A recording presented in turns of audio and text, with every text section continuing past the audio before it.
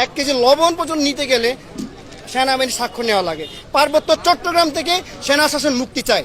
আমি ডিএইউ থেকে honours masters করতেছি, কিন্তু একটা বিষয়, আমি যখন বান্দরবানে গেলাম এবারে প্রত্যেকটা জায়গায় চেকপোস্ট, এবং আমি যখন গেলাম আমাকে জিজ্ঞাসা করা হলো আমি একজন ত্রিপুরা, তো আমার আইডি কার্ড দেখা হলো, আমাদেরকে নামিয়ে দেওয়া হলো, ব্যাগ চেক করা হলো, অথচ আমি বাংলাদেশের নাগরিক, আমি আমি আমার জন্ম রুমাতে বান্দরবনে, কিন্তু সেনা শাসন কেন?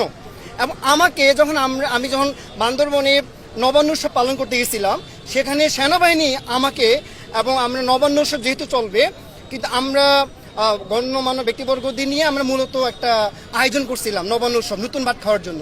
কিন্তু আমার ছোটো ভাই অনেকে আসছিল বাজার করার জন্য, মুরগি 10 কেজি নেওয়ার জন্য, কোনো রকমের পারমিশন না নেওয়ার কারণে মুরগি দেওয়া হয় নাই। শেষ পর্যন্ত দোকানটাকে এবং ছোটো ভাইকে আটকে রাখা হয়েছিল।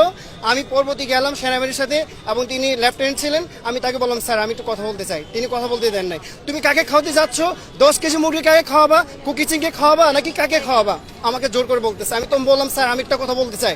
আমি তখন বললাম, স্যার এটা আসলে নবান্ন উৎসব। আমি লেফটেন্যান্টকে বোঝানোর চেষ্টা করছিলাম, স্যার আমার কথা একটু আমাকে একটু বলার সুযোগ দেন। আমি তাই বলছিলাম, স্যার দেখুন আমরা এটা আসলে কোনোভাবে আমরা নবান্ন উৎসবের জন্য মূলত এটা আয়োজন করা, কেন আপনারা 10 কেজি মুরগির জন্য আপনাকে স্বাক্ষর নেওয়া লাগবে?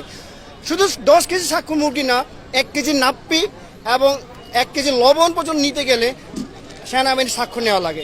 সেখানে শুধু এটা সমাপ্ত নয়, এবং প্রত্যেকটা লিস্ট তারা চেক করতো। এটা কেমন নির্মম এক দেশে একটা সমতল একটা শাসন এবং পার্বত্যাঞ্চল একটা শাসন। আমি খুবই তীব্র নিন্দা জানাই এবং প্রতিবাদ জানাই। এই সেনা শাসন থেকে আমার মুক্তি চাই। পার্বত্য চট্টগ্রাম থেকে সেনা শাসন মুক্তি চাই।